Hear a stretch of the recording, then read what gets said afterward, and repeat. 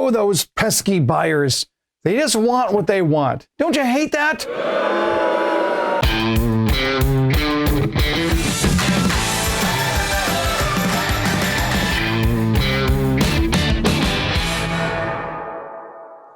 Okay, I'm better now.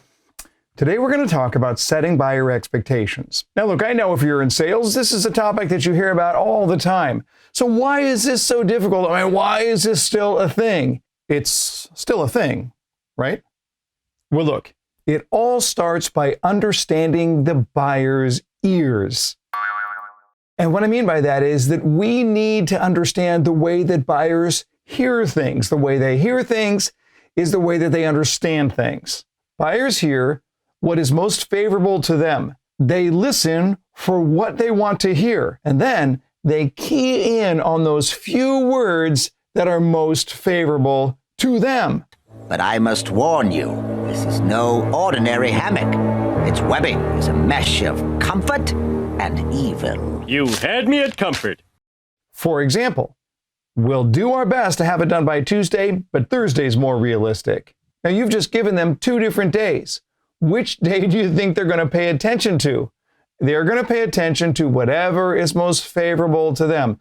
Look, you're telling them, I'm going to try hard. Gosh, really, I am. But they listen for what they want to hear. And sure enough, you know what's going to happen next. You told me you would have it done by Tuesday. So here's one more thing about the way that buyers perceive, and this might be the most important of all. Buyers get confused when the emotion is at war with the logic. Look, people make purchase decisions based on their emotion, based on their gut. So when your presentation is all facts and figures, it's going to be very difficult for them to perceive why they are buying in the first place. All right, so what do we do with all this? I want to give you 5 things that will help you set your buyer expectations in the right way. Here's number 1. Don't assume that your buyer understands the process. Even if you told it to them, that is not good enough. You need to explain it over and over again. Here's number 2. You've got to repeat key points, especially those things that are most important. You need to risk offending your customer by explaining the most important things over and over again. Do you ever have deja vu? Didn't you just ask me that? It's okay if your customer says, yeah, I got it. You know what that means? It means they got it. Now here's the third thing. You have to appreciate the customer's life issues. It's important to understand that for your customer, there is always something that is competing for their mental space. We call those things teenagers. You need to understand that yours is not the only message. So when you say something once, assume they got it, and then never revisit, what's going to happen?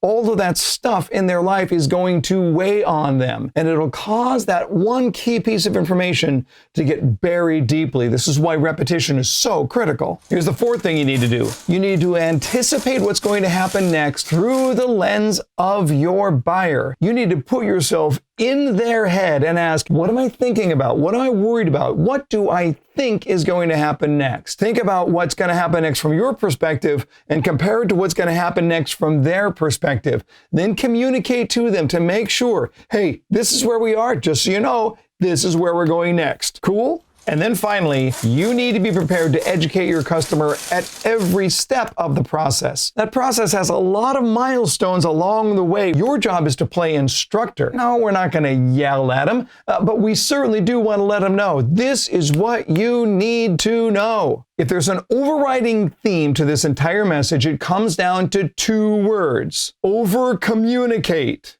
All right, fine. It's one hyphenated word. Get over it.